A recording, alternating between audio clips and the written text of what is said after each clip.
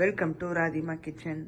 இன்றைக்கி நம்ம பார்க்க போகிற ரெசிபி என்னன்னு பார்த்தோம்னா பாலக் பன்னீர் பார்க்க போகிறோம். நல்ல ரிச்சான பாலக் பன்னீர். இது வந்து பார்த்திங்கன்னா நீங்கள் தோசை, இட்லி, பூரி, சப்பாத்தி எல்லாத்துக்கூடையும் ரொம்ப நல்லாயிருக்கும். எக்ஸ்பெஷலி நீங்கள் ஒரு புலாவ் மாதிரி எதாவது பண்ணிங்கன்னா அது கூட நீங்கள் தொட்டுக்கலாம். எக்ஸலண்ட்டான ஒரு சைட் டிஷ்னு சொல்லிக்கலாம்.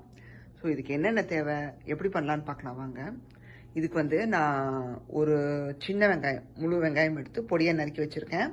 அப்புறம் தக்காளி ஒன்று எடுத்து பொடியாக நறுக்கி வச்சுருக்கேன். அப்புறம் முந்திரி உங்களுக்கு எந்த அளவுக்கு டேஸ்ட் வேணுமோ போட்டுக்கோங்க. நான் வந்து ஒரு 4-5 முழு முந்திரி எடுத்திருக்கேன். அப்புறம் பச்சை மிளகா ஒரு 3-4 பச்சை மிளகா எடுத்திருக்கேன். இதை வந்து நம்ம சாட்டை பண்ணி அரைக்க போகிறோம். அதனால தான் ஜஸ்ட் மிக்ஸ்டாக அப்படியே நான் வந்து ரஃப்பாக நறுக்கி வச்சுருக்கேன்.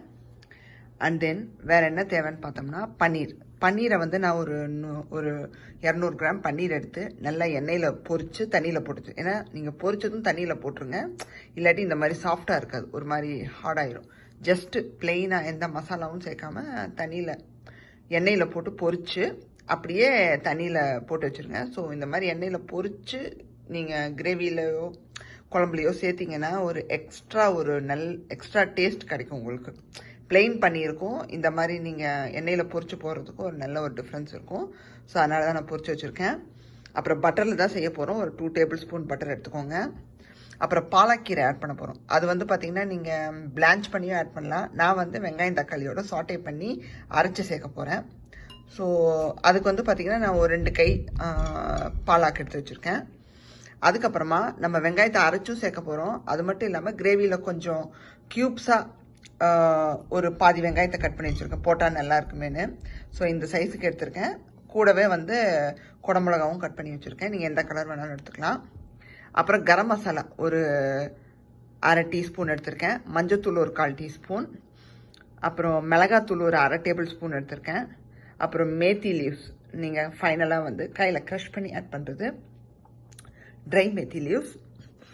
அதுக்கப்புறம் பார்த்திங்கன்னா அந்த பட்டரில் பொரிக்கிறதுக்கு சோம்பு, சீரகம், பட்டை, கிராம்பு ஒரு 1/4 டீஸ்பூன் வர மாதிரி எடுத்து வச்சுருக்கேன்.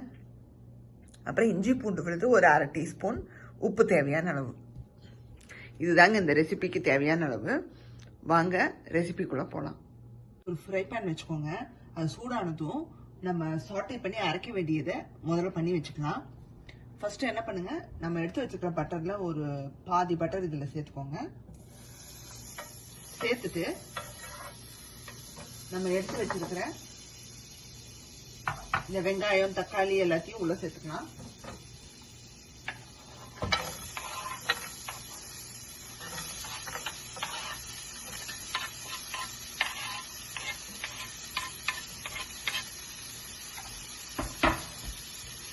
இது கூடயே இஞ்சி பூண்டு விழுது சேர்த்துக்கோங்க.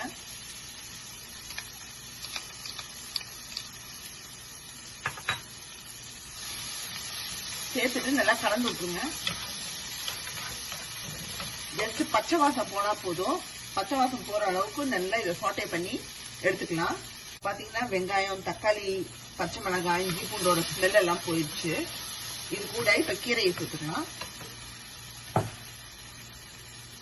நீங்க டைரக்டாவும் சேர்க்கலாம், லைட்டா உடச்சும் சேர்த்துருங்க.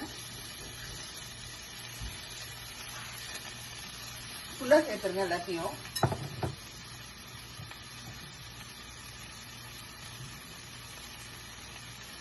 சேர்த்துட்டு கலர அது அப்படியே ரெடியூஸ் ஆயிரும்.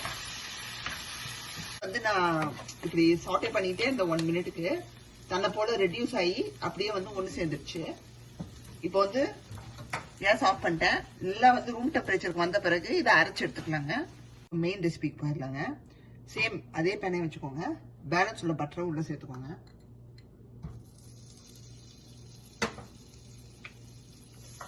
சேர்த்துட்டு லைட்டா கொஞ்சம் மெல்ட் பண்ணிக்கலாம். மெல்ட் பண்ணிட்டு இதுல வந்து நம்ம எடுத்து வச்சிருக்கிற சோம்பு, சீரகம், பட்டை, கிராம்பு அதை சேர்த்துக்கோங்க. ஜஸ்ட் ஒரு ஸ்மெல்லுக்காக தான் சேர்க்கிறோம், ரொம்ப சேர்த்துக்காதீங்க. அது லைட்டா ஒரு வாசம் கொடுக்கட்டும்.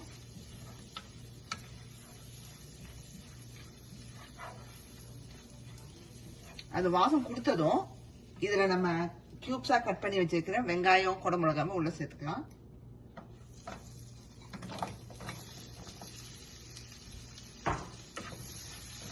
சேர்த்துட்டு ஒரு 1 மினிட்டுக்கு நல்லா சாஃப்ட் ஆகிற அளவுக்கு நம்ம குக் பண்ணி எடுத்துக்கலாம். ரொம்ப குழையாம மட்டும் பார்த்துக்கோங்க. ஜஸ்ட் சாஃப்டாகவும் இருக்கணும் அண்ட் லைட் ஒரு கிரன்ச்சியும் இருக்கணும். இப்போ வந்து அரைச்ச விழுத உள்ள சேர்த்துக்கலாம்.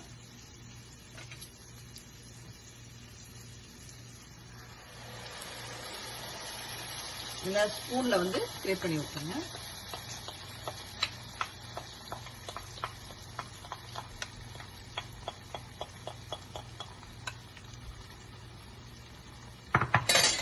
நீங்க தண்ணி வேணும்னா சேர்த்துக்கலாம். பட் ஆல்மோஸ்ட் அரைக்கும் போது நான் நிறைய தண்ணி விட்டு சேர்த்துட்டேன். வேணும்னா ஃபைனலாக சேர்த்துக்கலாம். ஏன்னா முந்திரி போட்டுக்கனால கொஞ்சம் கிரேவி திக்காகும். கொஞ்சம் செமி லிக்விடாக வச்சுக்கோங்க. அப்போதான் வந்து பூரி சப்பாத்தி எல்லாம் ரொம்ப நல்லா இருக்கும். இப்போ இது கூட வந்து நம்ம சாட்டை பண்ணி அரைச்சனால ஸ்மெல் போகணும் அப்படின்னு ஒன்றும் தேவையில்லை. இப்போ மசாலா சொண்டை ஒன்று ஆட் பண்ணிக்கலாம். ஃபர்ஸ்ட் உப்பு சேர்த்துக்கோங்க. இது கூட கரம் மசாலா தூள் சேர்த்துக்கோங்க. மஞ்சத்தூள் சேர்த்துக்கோங்க.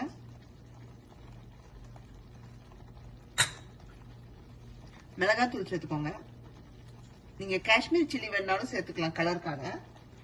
பட் வந்து நம்மளுக்கு இந்த பாலக்கீரையோட அந்த ஒரு கலர் தெரியணும், அதனால நான் சேர்க்கல.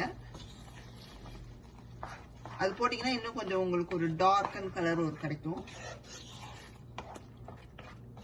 இந்த மசாலாவோட ஸ்மெல் போனதும் பன்னீரை சேர்த்துக்கலாம். இப்போ வந்து பாத்தீங்கன்னா அந்த ஸ்மெல் எல்லாம் போயிடுச்சு தரோவா. இப்போ வந்து நம்ம இந்த ரோஸ்டட் பன்னீரை உள்ள சேர்த்துக்கிறோம். நீங்க ரோஸ்ட் பண்ணிட்டு தண்ணியில போட்டு வச்சிருங்க, இல்லாட்டி ஹார்ட் ஆயிரும். நீங்க மசாலா போட்டு ரோஸ்ட் பண்ணலாம், லைட்டா ஸ்ப்ரிங்கிள் பண்ணி டோஸ்ட் பண்ணிட்டு அப்படி கூட நீங்க பண்ணிக்கலாம். பட் ஜஸ்ட் ஆயில்ல பொரிச்சு போட்டாலும் நல்லா தான் இருக்கும். ஸோ இப்போ நல்லா வந்து மிக்ஸ் பண்ணி விட்டுருங்க.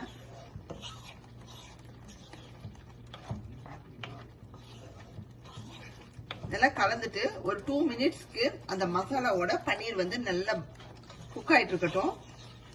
வந்து நம்ம இந்த ட்ரை மேத்தி லீஃப் கிரஷ் பண்ணி போட்டுட்டு சர்வ் பண்ணிடலாம். எல்லாம் இப்படி கிரஷ் பண்ணிக்கோங்க கையில, அப்பதான் வந்து ரொம்ப வாசம் கொடுக்கும். டேஸ்ட் செமையா இருக்குங்க. இந்த பலாக் பன்னீர் நான் டேஸ்ட் பண்ணி பார்த்துட்டேன், ரொம்ப ரிச்சா இருக்கு. நான் சொன்ன மாதிரி இதே மெத்தட்ல நீங்க பண்ணி பாருங்க, கண்டிப்பா எக்ஸலண்டா வரும். இது வந்து ஒரு நல்ல ஒரு சைட் டிஷ்ஷாக உங்களுக்கு இருக்கும். இந்த வீடியோ உங்களுக்கு பிடிச்சிருக்கும்னு நினைக்கிறேன். பிடிச்சிருந்தா லைக் பண்ணுங்கள், ஷேர் பண்ணுங்கள். சப்ஸ்கிரைப் பண்ணாதவங்க ராதிமா கிச்சனை சப்ஸ்கிரைப் பண்ணிடுங்க. பக்கத்தில் இருக்கிற பெல் பட்டனையும் கிளிக் பண்ணிடுங்க. அப்போ தான் நான் போடுற வீடியோஸ் எல்லாம் உங்களுக்கு நோட்டிஃபிகேஷனில் வந்து சேரும். பார்க்க ஈஸியாக இருக்கும். Meet you in next recipe. Bye.